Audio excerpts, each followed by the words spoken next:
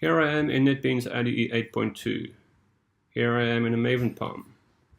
I just put my cursor randomly anywhere inside of the version number. So let's put it there, for example.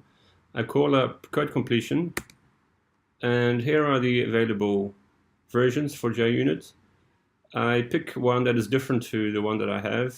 So I pick 4.10, and look, the entire number changes to 4.10.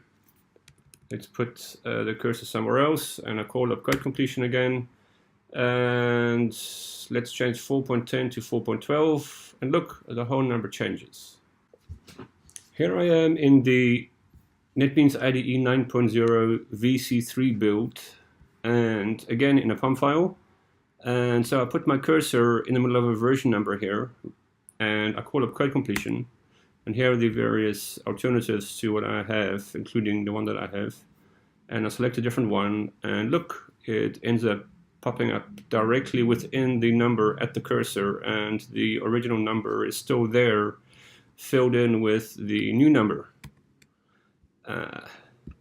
Personally, I think everyone, whether they're a student or not, needs to take care of what is generated by a tool. So personally, I don't think this is a very big deal. On the other hand, it is wrong, and it is a regression over what we had before.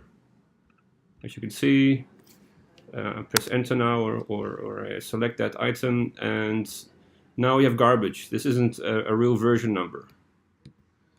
So that's clearly a regression, and what I've shown is how it is in 8.2 and how it is currently in 9.0.